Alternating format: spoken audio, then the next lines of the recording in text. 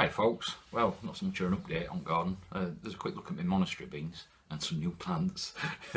But I've got a few ideas what I want to be doing with garden this year and end of this year and beginning of next year, changing some of the beds around. I'm just going to try and learn to use a SketchUp, although I might go back to paper and pen. But there's a few ideas of what I'm doing and some materials what I'm going to be using, and comments are always welcome, suggestions and ideas, and it's nice to be nice. I'd also like to thank all new subscribers though before I get on with it. Cheers. I brought this on myself. I encouraged my wife with the plants and the gardening, and now I think I've created a monster. I don't know where I'm going to put this. European olive. It's actually got fruit setting on it as well. My lovely wife brought me this, but as I said, I don't know, it's going to have to be brought in winter. Hopefully the greenhouse. Monastery beans are in flower. I lost a couple.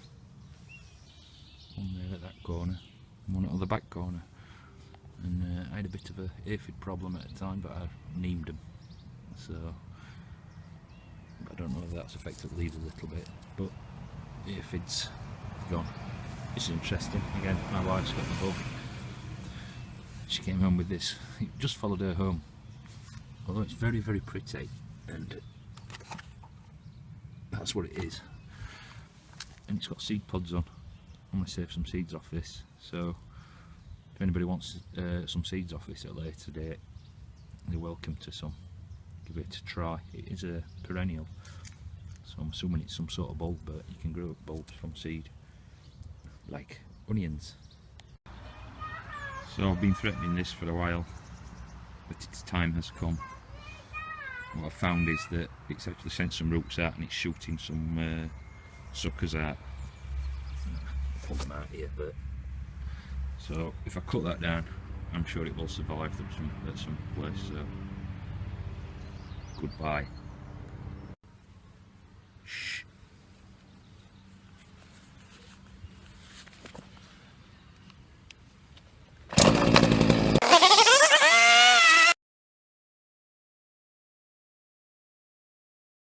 She'll never know. So that's what's left of that. Any suggestions on finishing it off would be handy. Well, I bit the bullet and did a bit of work up at this area. Put a new bed in here. I'm also going to put some more in here. Cut that plant my wife likes so much down. It is suckering the other side of that wood pile, so I'm sure it'll survive somewhere, but I've got to do something with that. But yeah, I'm going to have a greenhouse. I've got some materials. I'm going to work out lengths. I'm going to attempt to do a drawing in SketchUp. The reason I'm doing these beds here, these are for next spring, because I want to be changing some stuff down here. So, good thing about this greenhouse as well, I don't use this gustering. I use it to drain the roof, but I don't save the water from here. I do in the shed on both sides. So I'm thinking I could get some sort of automatic watering system rigged up, and if I wanted power wouldn't be too much of a problem, because obviously greenhouse there, it's got the garages there, it's got power. And I'll show you what I mean with this other area.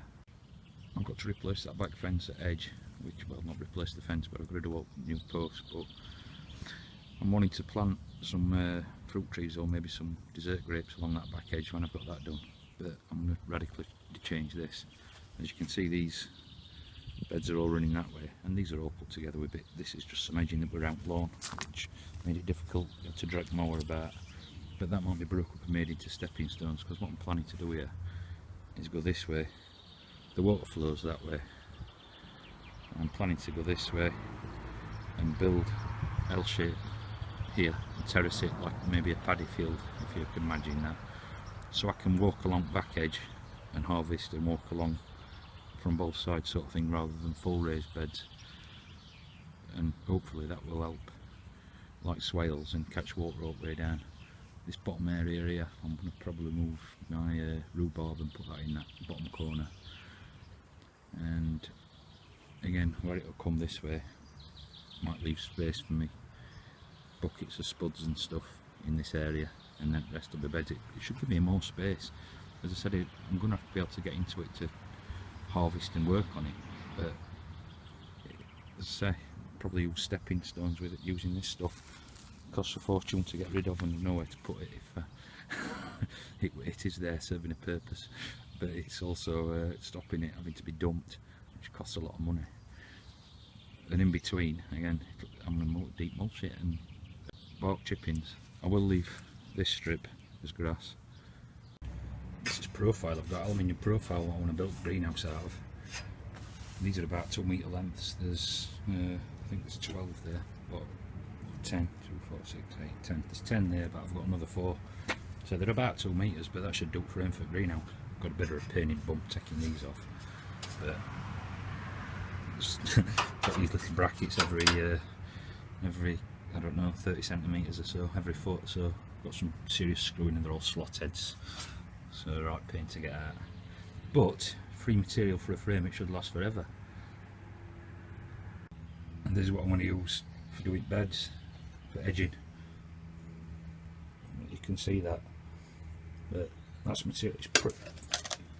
It's strong, and as I say, it should last forever. And there's nothing on there that will contaminate my plants. I mean, although that is aluminium, but it's not. You know what I mean? I'm not grinding it in or cooking in it. As I said, I've got 10 panels of that, and if I can cut it with my circular saw, cut it into slices. As I say, I've got to work out the fall on that and bring it and do a plan. What have you got? Strawberries. Strawberries? They're raspberries.